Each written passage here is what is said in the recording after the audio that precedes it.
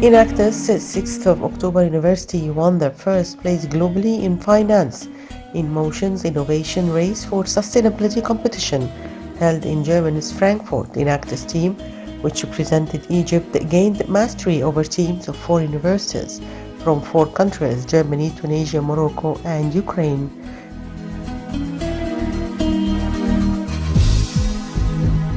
The Egyptian team succeeded in transforming the plant waste of a village in Monofia Governorate, famous for cultivating jasmine, to paper could be used in various purposes to maintain balance in nature. Inactus of O6U works under the supervision of the Cultural Relations Department. The team's activities contribute in the fields of scientific research and innovation, community participation and environmental development, empowerment of students and graduates, and the development of human resources. Founded in 1975, Inactus is an international non-profit organization cooperating with the United Nations in the 17th Sustainable Development Goals. It also works with 550 companies and a global institution as partners. Inactus works with 1,700 universities and 70,500 students from 36 countries.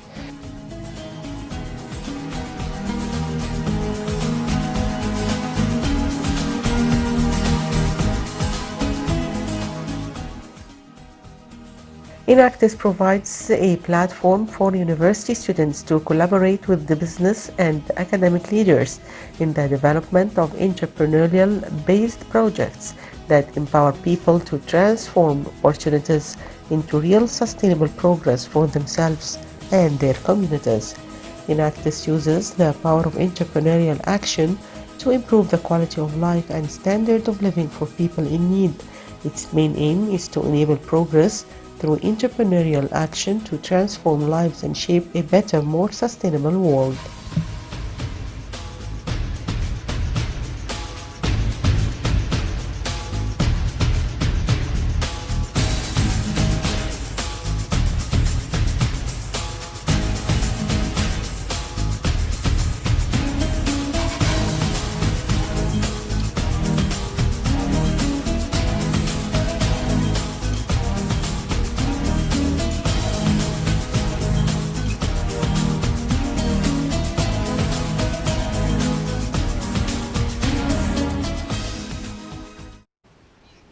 Welcome back, ladies and gentlemen. You're still watching Cairo Local Time live on Nile TV International, and talking more about Inactus. As we've seen in the report, we're joined here at the studio by my Ahmed, Khalil, and Yehya Mohamed, Radwan, who participated in the initiative. Thank you for joining us. Thank you. It's great to be here.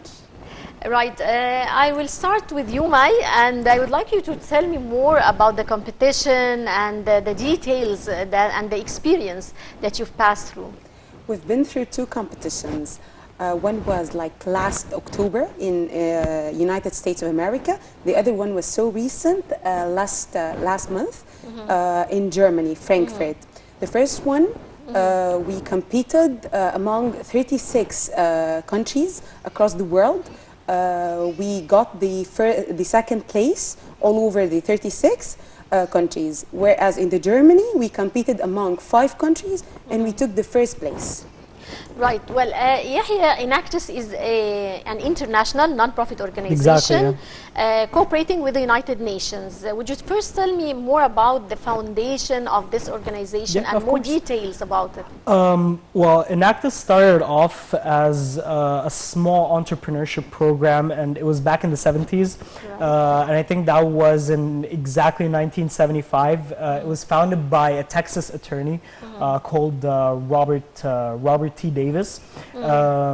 He started off just with a couple of universities at that point, and his entire ideology was to teach these young people different ways in terms of how to cope with the changes of life in general, and how to begin finding their own way through innovation and through future enterprise in general.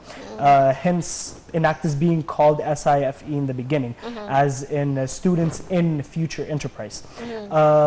Later on, Inactus, or SIFE at that point, started to grow bigger around the world, and I think in the early 90s, SAIF began to expand into 6 other countries, starting from Brazil, South Korea, Russia, Ukraine, and whatsoever, Uzbekistan as well.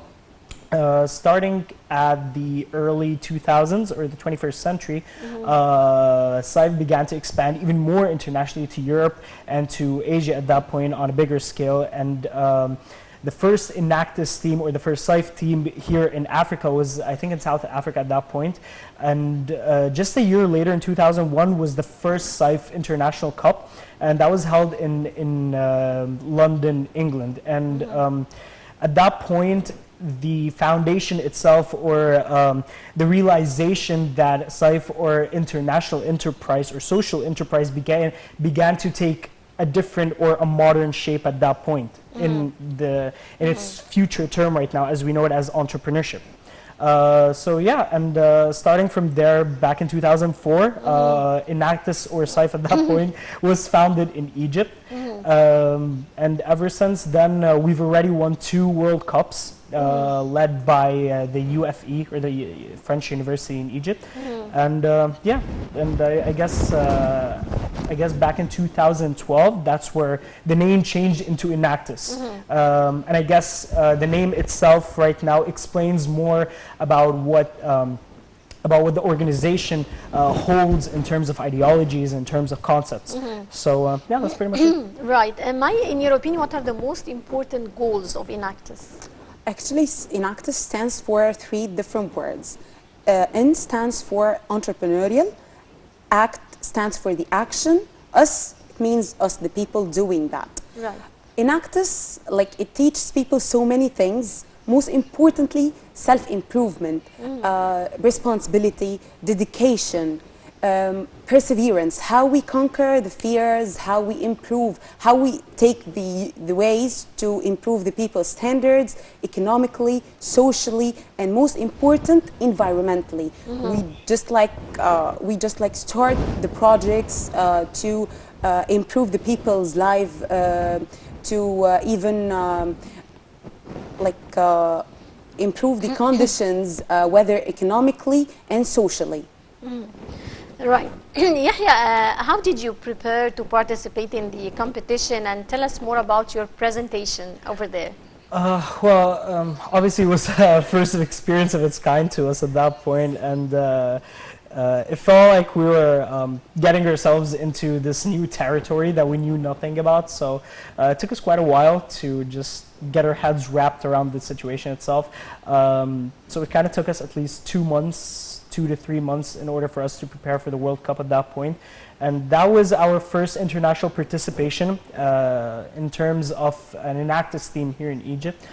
And ever since then, I think we found ourselves a specific platform or a specific base in order for us to stand on in terms of any international participation, in terms of what we wear, how to speak, how to become representative in a different way.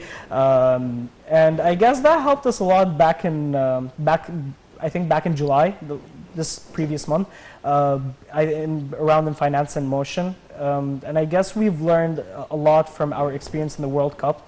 And yeah, I guess that's how we ended up winning first place last month in Finance in Motion. Well, of course, as you won the first place, would you tell me about your feelings at this moment, and how did it affect you?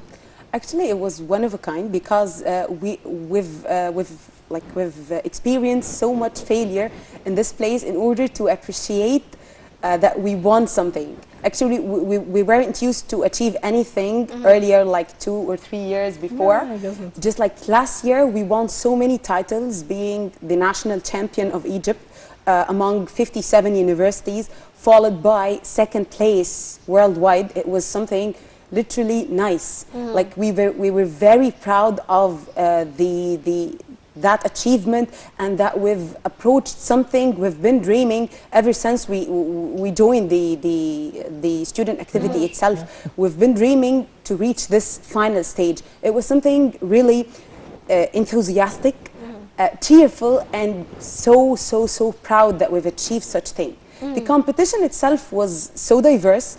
It included so many countries. It was so many cultures and different backgrounds. The feeling was cannot be described in words, literally.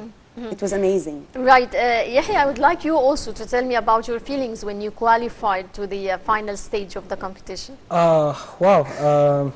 Which competition exactly? That last one we were talking about.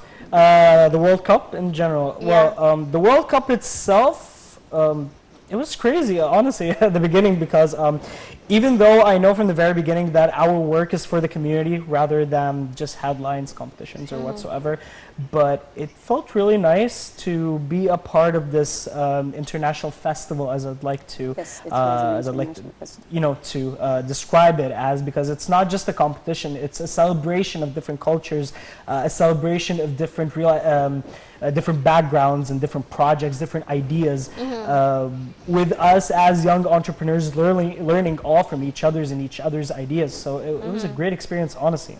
I never would have imagined myself to be in that position at some point. So, yeah, it's an excellent moment. Yeah, right? definitely. Oh yeah, definitely. Right. You succeeded in transforming the plant waste of Shubra village in Menofia to in Menofia governorate, of course. It was in Gharbia, actually.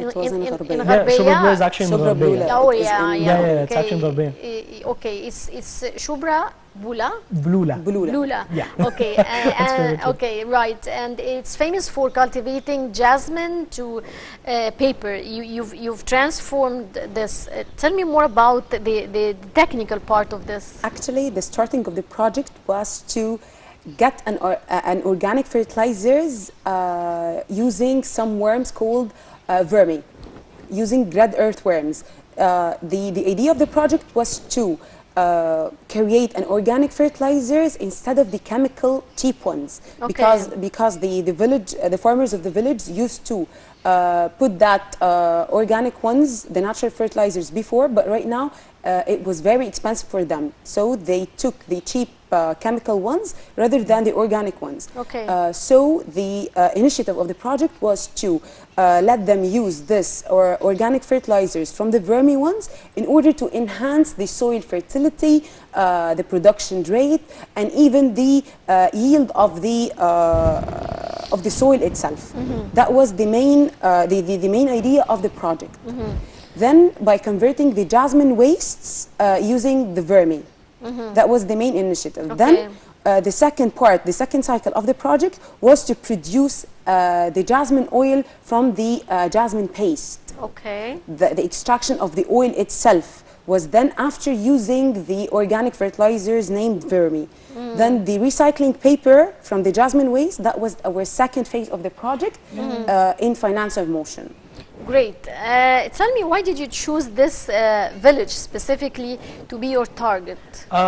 It's a huge landmark in Egypt. I mean, we're talking about one of the greatest villages in Egypt that cultivated jasmines for years, and it even was considered one of the biggest villages in cultivating jasmines around the world, to the point that it was one of the main sources of our national jasmine exportation. Almost 73% of our entire jasmine exportation worldwide, and we're talking about exportation to even bigger companies outside, like famous companies, well, rather than mentioning their name right now. But moreover, the village itself went through sort of a drought, after the currency flotation and whatsoever. So they, as May has already mentioned, that they started to use chemical fertilizers instead of organic ones. Right. And from there we found an opportunity to revive the national exportation once again. Okay. But I guess we're just still taking baby steps towards that. But in general, it wasn't just about exportation itself. It's more about improving the lives of all the people there, giving them the opportunity to become agripreneurs, as we say it, as an agricultural entrepreneurs, to not just cultivating jasmines, but giving them the capacity to extract the oils from the jasmines by themselves, rather than just selling the jasmines as paste to other companies or like private sectors that tend to use that money, in general. And how far is it feasible that they will be using the organic fertilizers that you've teach them to use? How feasible is it to use these organic fertilizers instead of the chemical ones with regards to the cost, for example? It's a once-in-a-lifetime investment. I mean, you just literally buy 1 kilogram of earthworms for 1,800 pounds, and from there the earthworms themselves just keep reproducing. So yeah, I guess that's pretty much it. It's like a recyclable fertilizer. It just keeps producing on its own, rather than just the farmers themselves buying a kilogram after a kilogram and investing in the organic fertilizer itself. This is a natural resource. Right. May, Khalil and Yehya, Radwan, unfortunately we're running out of time. It was wonderful having you over. Thank you very much. Thank you and so much. All the Great best to of The honor is luck. ours. Thank you. All the best so of much. luck. And dear viewers, with this we come to the end of this edition of Cairo Local Time. Stay tuned for more coming up here on Nile TV International.